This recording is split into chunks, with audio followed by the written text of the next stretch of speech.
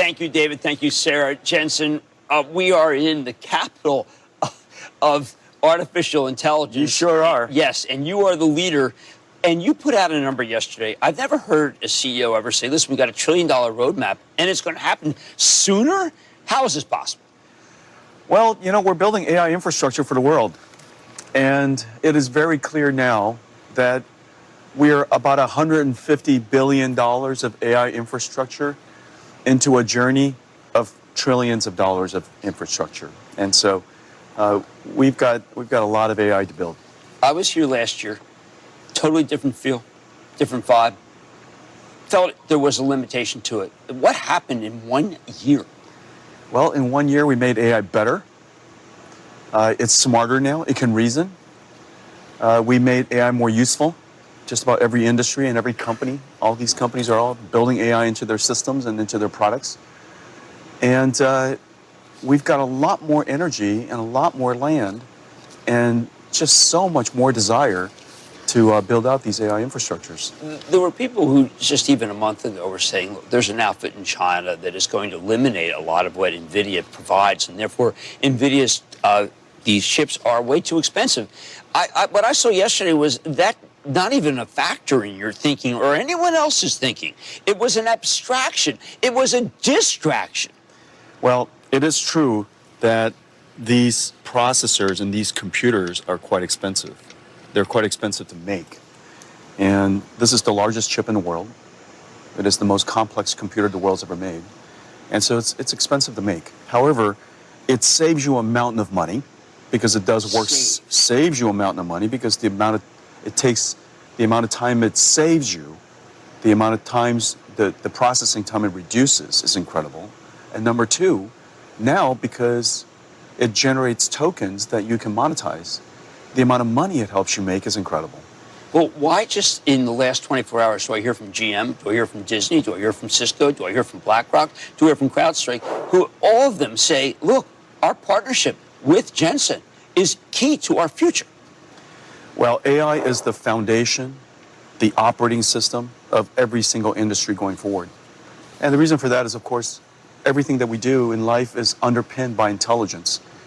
And we create, what NVIDIA builds, is the infrastructure for manufacturing digital intelligence. Now, we're looking at this as one processor, right. But in our data centers, we announced a way yesterday to connect millions of these together using silicon photonics. And so we now have the ability to go from 100,000 of these things to millions of these things running in the data center at the same time. And that infrastructure, that factory, if you will, is the factory of the future.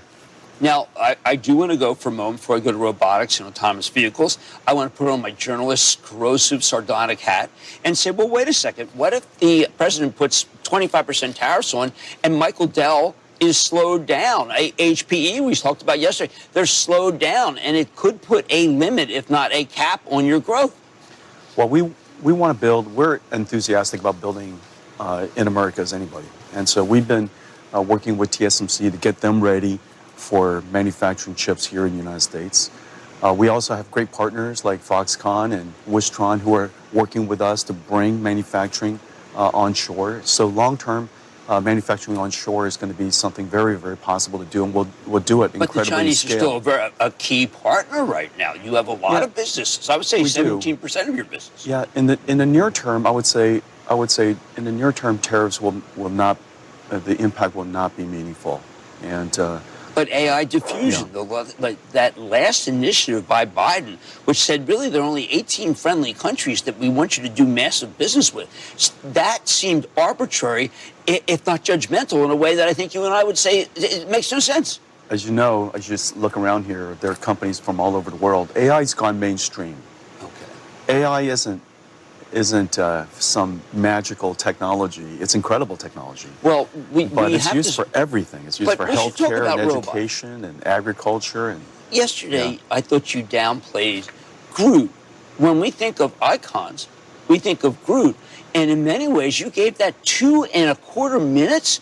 But isn't Groot robot going to save most of the marriages in this country by doing the dishes? Yeah, you're right.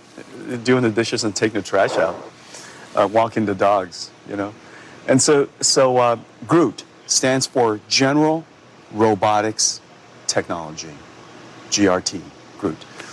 And it stands for General Robotics Technology because the technology finally arrived where we could create the AIs. We build them in the data centers.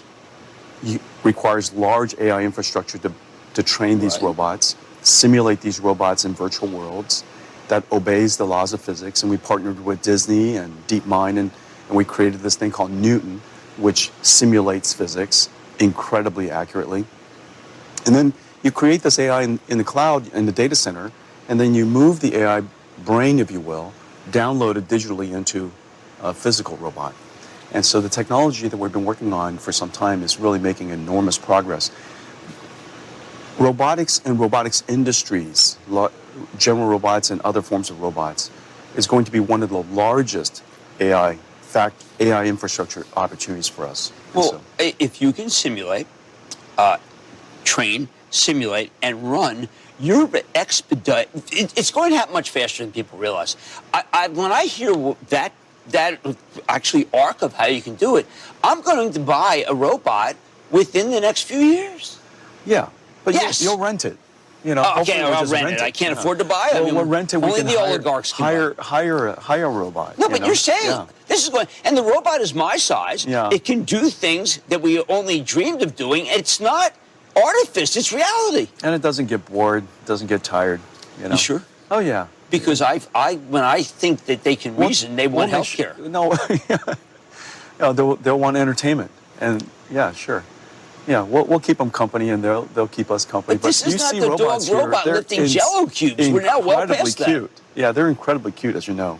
I know. And we can make them do all kinds of repetitive work. And seriously, the world is short of tens of millions of workers in factories, and factories would be more than delighted to pay $50,000, $70,000 a year to have some of these robots come in and do the repetitive tasks and all the dangerous work that we'd like not to do. This is exigency. I think too many people feel that they're going to replace us. They don't realize there's not enough of us. There's not enough of us, yeah. Well, okay, so but you were talking about we need an amount of computation that's easily 100 times more than we thought. So far, so good. Yes. Last year. Were we that off last year? Yeah, we're way off, yeah. We were. We didn't see it. Yeah. We just didn't know how important it is. Well, we realized that reasoning is very important to intelligence. And we realized that one-shot AI that we were using wasn't representative of intelligence, and that we were going to make incredible progress. And last year, with reasoning models coming out, ChatGPT's reasoning model and others, and it just took off. People love these reasoning models. That we love that it's giving us multiple answers that we can choose from. We love the fact that the AI is reflective of its own answers. And did I answer that question right? And could I have better options that I can present you? And so there's a lot of different ways that the AI has now become much more reasonable. Okay. And reasoning. And so that requires a lot more computation, hundreds more time computation. And so this new level of AI is going to demand a lot of chips, which is the reason why but you're talking demand about millions for Blackwell. Of chips. You're talking about data centers. A huge data center, Larry Ellison data center. How many chips does that need? Hundreds of thousands. Hundreds of thousands. Yeah. Well, that's millions of dollars for Nvidia. Every gigawatt of data center is somewhere around $40 to $50 billion of opportunity. And what percentage does Nvidia get then?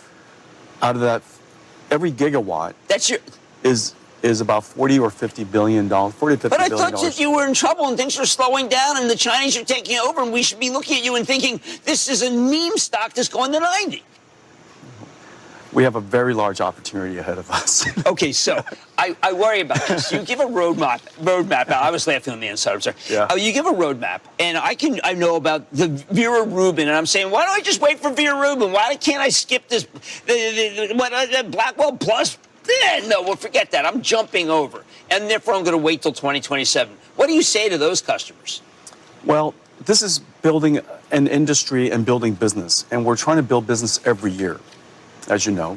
And it's not like buying a TV or, buying a bicycle. This is something that you're building these AI factories to run your company.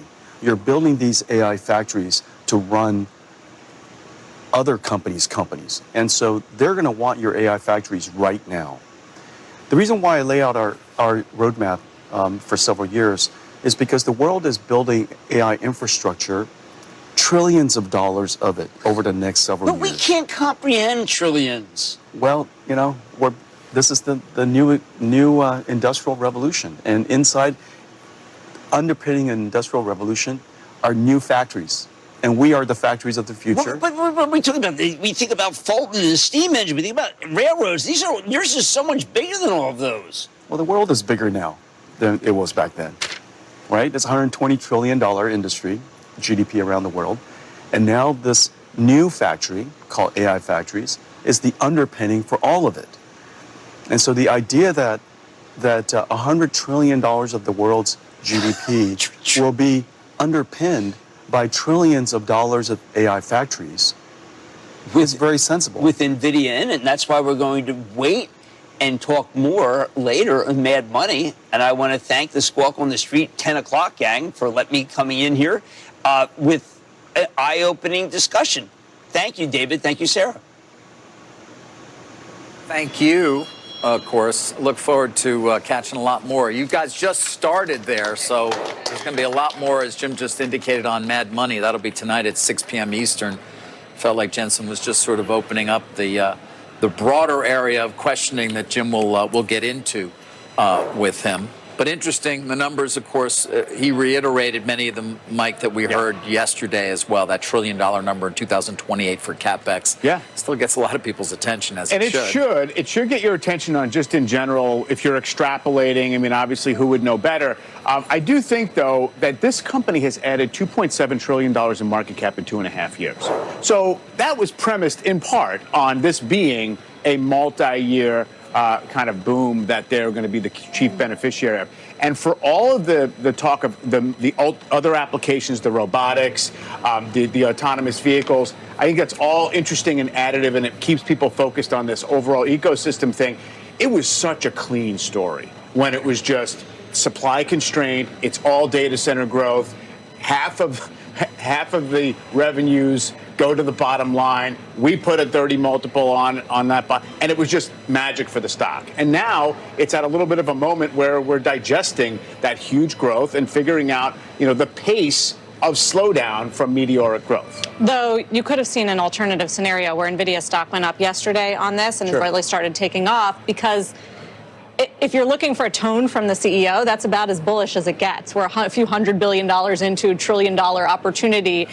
AI is the operating system for every industry moving forward. A fundamental change in the way we do business, and then talking bullishly about end markets from autos, right, to robots, talking about the reality of robots. I do think the other sort of newsworthy thing he said as it relates to the stock and some of the concerns out there is that tariffs aren't going to impact us in the near term. Yeah. He did say that, and then talked about bringing manufacturing back to the United States, which is, of course, what the Trump administration is trying to do here. And he sounded pretty optimistic and bullish about it. Well, I think he's talking about TSMC making the latest chips for them is when he's talking about manufacturing, which obviously they have the plants in Arizona. They got to take some time. It does. They had some issues, I think, initially, at least getting qualified people, but I think they've tackled that. Actually, maybe we'll get into that with our next guest. He's a longtime researcher in the AI area, spoken on the subject in front of G7 leaders, regulators, business executives, in addition to specifically helping shape the Department of Defense AI strategy. Gregory Allen, Center for Strategic and International Studies. He's director of the Wadhwani AI Center. Joins us right here. Great to be with you. Nice to be with you, too. I guess let's first start off. I assume you were listening and probably paid attention yesterday as well. You have any big takeaways for us in terms of what you heard and what you believe from what you heard?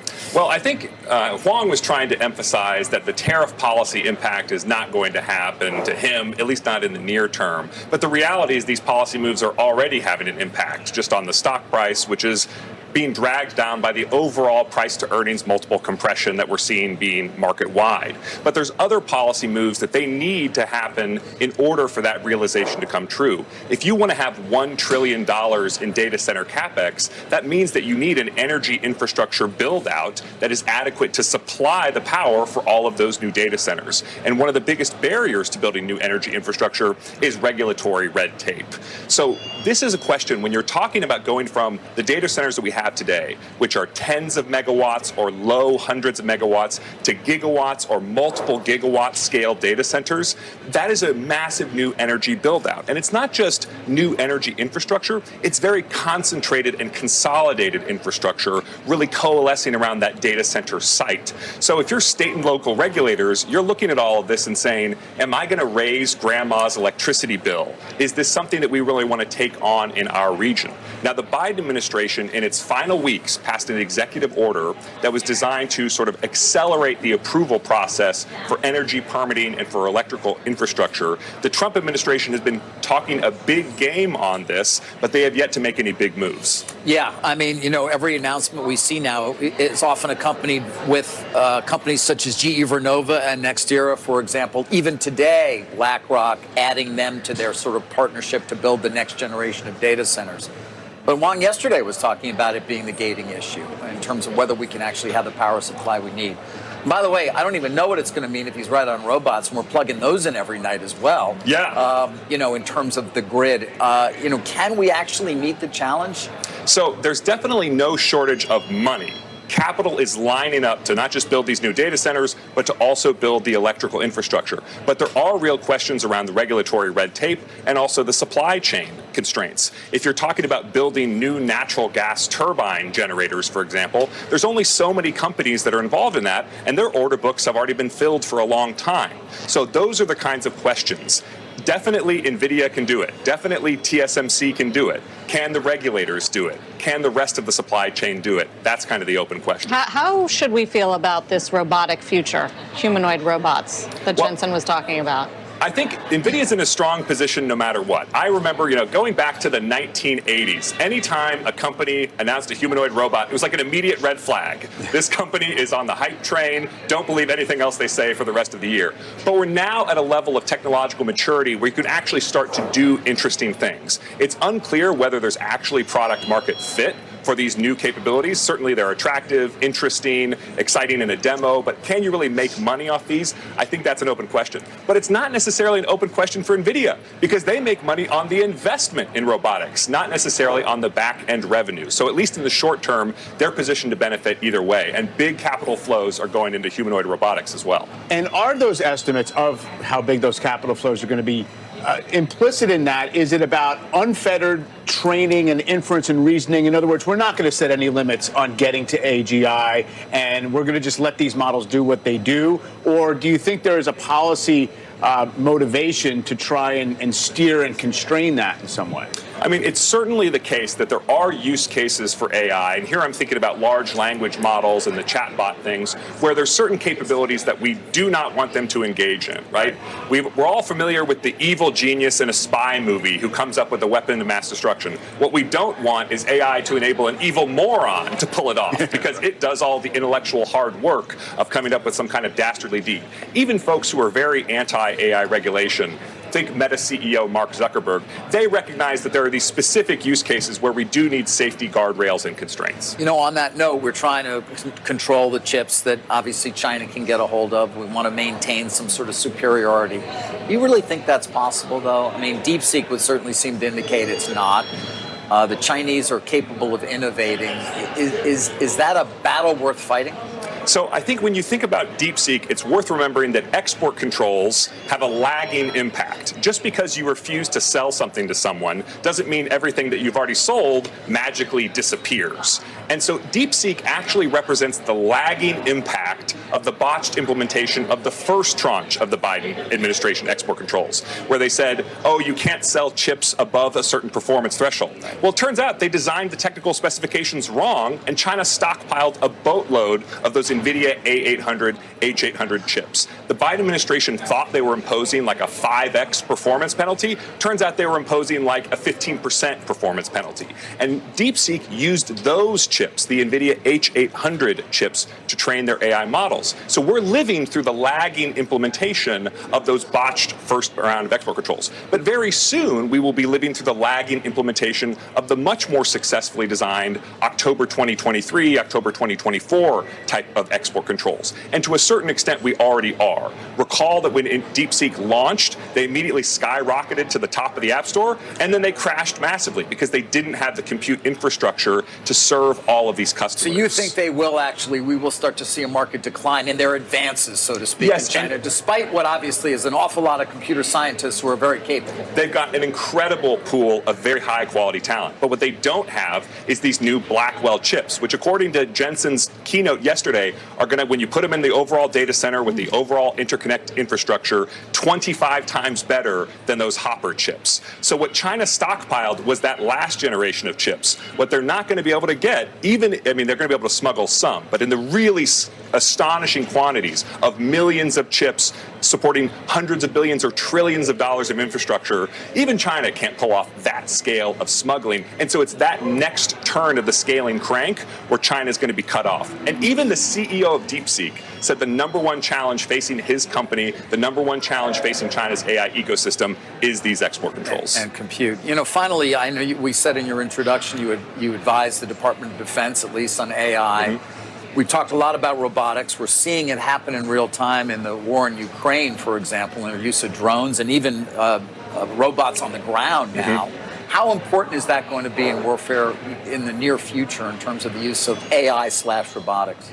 AI and autonomous systems, so an airplane without a pilot, a submarine without a driver, this is the present of warfare. It's not the future. And it's not the phenomenon that we're familiar with from the wars in Iraq and Afghanistan, where there was a pilot, they were just remotely operating the drone via satellite link. These are actually autonomous. They are making decisions about how to avoid obstacles, how to avoid countermeasures and defensive weapons, and how to actually select and engage targets. And that is the future of warfare as agreed to by the military leadership of the United States, of China, of Russia.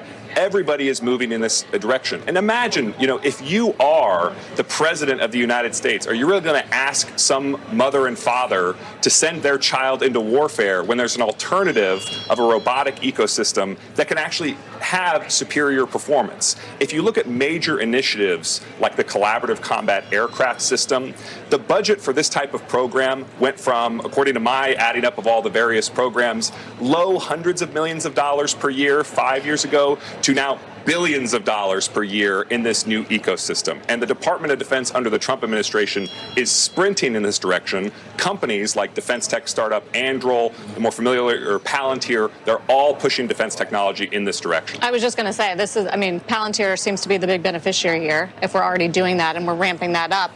Do they have that overseas? Do our allies or adversaries have similar kind of AI technology that they're using in defense? So certainly artificial intelligence in the machine learning sense of that term is already widespread. We're talking like taking spy satellite photos and having the AI do a first pass analysis. That's been a familiar technology really for 5 years now. That's the kind of thing I was working on when I was in the Department of Defense. More recently, though, we're seeing increasingly autonomous capabilities augmented by machine learning artificial intelligence capabilities. So not just, some kind of software system that does a little bit of what it couldn't do before. We're talking systems that actually make real decisions under a commander's supervision, but make real decisions in a combat environment. Yeah, raises a lot of other questions, of course, as well. Gregory, thank you, though. Thank you. We'll leave it there for today. Appreciate it. Great to be with you. Well, we really took a turn yeah, we did, to defense there from doing Jensen. The dishes to, exactly. Yeah, right. Autonomous systems. Still ahead, the Federal Reserve on deck, a rate decision, new economic forecast, Chair Powell's news conference. We're going to get you ready for all of it. Back in 2 minutes on Squawk on the Street with the Dow up 238 points.